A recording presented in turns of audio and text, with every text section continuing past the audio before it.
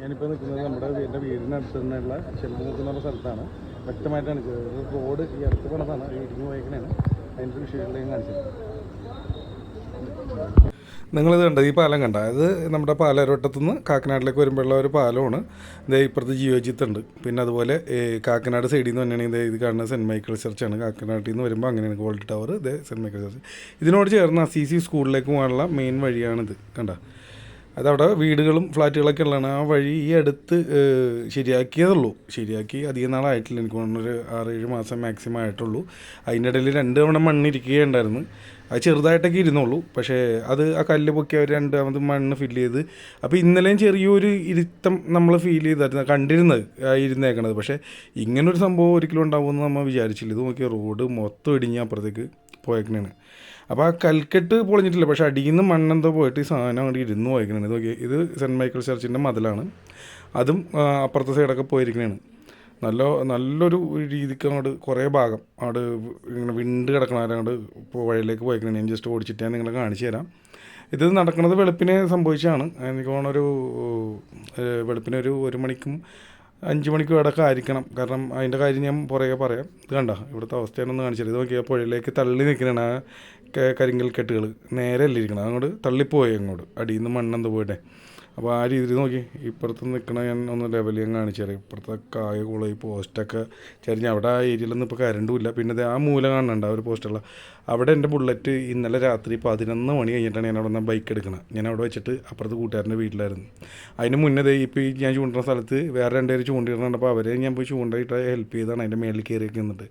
ഇന്നലെ ഇന്നാണ് ഇത് സംഭവിക്കണത്. എന്ന് പറഞ്ഞാൽ വെളുപ്പിനെ ഈ പറഞ്ഞ 1 മണിക്കും ഒരു 4-5 മണിക്ക് ഇടയ്ക്കാണ്.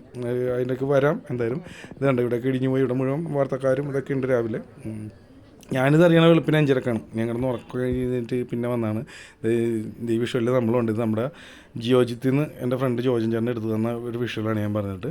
കാരണം അവിടെ നിന്നുള്ള ആ വ്യൂവും കൂടി നിങ്ങളെ കാണിക്കാൻ വേണ്ടിയാണ്. നോക്കിയാൽ ഇത്രയും ഭാഗം ഇടിഞ്ഞു പോയി. അതുപോലെ ആ സെൻറ്റ് മൈക്കിൾ ചർച്ചിൻ്റെ ഒരു ബിൽഡിങ് ഈ വിഷ്വലിൽ നിങ്ങൾ കണ്ടിരുന്നു, ഒരു നീല കളർ. അതിൻ്റെ അകത്തും പൊട്ടൽ വീണിട്ടുണ്ട്. അത് ഞാൻ പുറകെ കാണിച്ചത്. ഇതുണ്ടോ അവിടെ നിന്ന് ഏതാണ്ട് ആ റോഡ് ക്ലോസ് ചെയ്തിട്ടുണ്ട്. ഇനിയിപ്പോൾ അതിലെ വണ്ടി പോയ ആൾക്കാർ ഇനി 2ാമത് ചെയ്യേണ്ടി വരും എന്നുള്ളൊരു രീതിയിലാണ്. കാരണം ഈ അടുത്ത ചെയ്തെങ്കിലും ഇത് പൊളിഞ്ഞു പോയി. എന്ത് ചെയ്യാനാ. ഈ കാണുന്ന നീല ബിൽഡിങ്ങിലും ചെറുതായിട്ട് പൊട്ടൽ വീണിട്ടുണ്ട്. അത് ഞാൻ കാണിച്ചു തരാം. അത് ഞാൻ എടുത്ത് വെച്ചിട്ടുണ്ട്. എന്തായാലും ഒരു വല്ലാത്തൊരു അവസ്ഥയായി പോയി ആ റോഡ്. കാരണം അവിടെ ഉള്ളവർക്ക് ആകെയുള്ളൊരു വഴി ഇതാണ്. പിന്നെ അപ്പുറത്ത് ഒരു വഴിയുണ്ട് അങ്ങോട്ട് ആൾക്കാർക്ക് വരാൻ. പക്ഷേ അത് പ്രൈവറ്റ് റോഡാണ്, അസീസി സ്കൂളിൻ്റെ റോഡാണ്. അത് തൽക്കാലം ഒരു ഓപ്പൺ ചെയ്തിട്ട് കൊടുക്കുകയാണ്. ഈ റോഡ് പണി നടക്കണുണ്ട്. അപ്പോൾ തീർന്ന് എല്ലാം റെഡിയായെന്നും പറഞ്ഞിരിക്കുമ്പോഴേ 2ാമത് ഇങ്ങനൊരു പ്രശ്നത്തിലേക്കും വീണ്ടും വന്ന് പെടുന്നത്. കണ്ട മണ്ണൊക്കെ ശരിക്കും എടുത്ത് പോയി. ഇതേ ഈ മൂലക്കായിരുന്നു ഞാൻ പറഞ്ഞ എൻ്റെ വണ്ടി ഇന്നലെ രാത്രി ഒരു 11 മണി വരെ അവിടെ ഇരുന്ന് വെച്ചത്. നോക്കി വേണ്ട ഈ ഒരു അവസ്ഥയായി പോയി. റോഡ് മൊത്തം അലമ്പായി. അതുപോലെ ഇതുണ്ട്, ഇതിപ്പോൾ മതിൽക്കെട്ട്, സെൻറ്റ് മൈക്കിൾ ചർച്ചിൻ്റെ മതിൽക്കെട്ട് പൊളിഞ്ഞിടക്കണതാണ് നിങ്ങളെ കാണുന്നത്. ആ മതിൽക്കെട്ടും വീണിട്ടുണ്ട്. ഇത് ഇരുന്നതിൻ്റെ കൂട്ടത്തിൽ മതിൽ പോന്നേക്കണേണ്. പിന്നെ ആ വിള്ളൽ വീണെന്ന് പറഞ്ഞില്ല, അത് ഞാൻ കാണിച്ചു തരാം. വിള്ളൽ വീണത് ഇതുണ്ട്. ഈ മതിലിൽ ഇത് നോക്കിയാൽ ബിൽഡിങ്ങിലൊരു ലൈൻ വീണുണ്ട്. മൊത്തം വിള്ളൽ വീണിട്ടുണ്ട്. അപ്പോൾ ആ ബിൽഡിങ്ങിനും അത് ദോഷം ചെയ്യും. എത്രത്തോളം ഇതാവും ഇനി അടുത്ത ഒരു പ്രശ്നം വരാതിരിക്കട്ടെ എന്തായാലും. അതും കൂടി നിങ്ങൾ കാണിച്ചു തന്നാണ്. പിന്നെ ഇത് പള്ളി കോമ്പൗണ്ടിൽ നിന്ന് അടുത്താണ്. മതിൽ ഇടിഞ്ഞു പോയി. അതുപോലെ സൈഡിലൊരു കാണുണ്ടായിരുന്നു വെള്ളം പോകാനുള്ള. അതൊക്കെ ഇവിടെ നിന്ന് അങ്ങോട്ട് വിണ്ട് കിടക്കണേണ്, മതിലൊക്കെ വിട്ടിരിക്കണേ. അതുപോലെ പോസ്റ്റിൻ്റെ അവസ്ഥയും ഇത് ഈ പറഞ്ഞാൽ ഇങ്ങോട്ട് ചരിഞ്ഞിരിക്കണേണ്.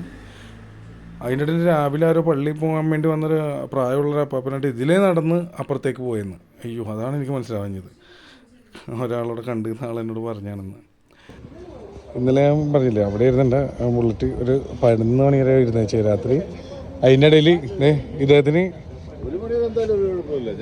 ഇത് നമ്മുടെ ബീച്ചേട്ടൻ ഇതിൻ്റെ ഇടയിൽ രാത്രി ഓട്ടം പോകാറില്ല. ഇന്നലെ യാദൃശ്യമായിട്ട് അല്ലേ ദോസ്തായിട്ട് പോയി. പക്ഷെ ആ ടൈമിലൊന്നും സംഭവിച്ചില്ല. അദ്ദേഹത്തിന് വെളുപ്പിനെ 1:30 1:30 1 മണിയാണ് പോയിട്ടുണ്ട്. ഈ ചേട്ടനും പോയതാണ്. പക്ഷേ ഈ അതെ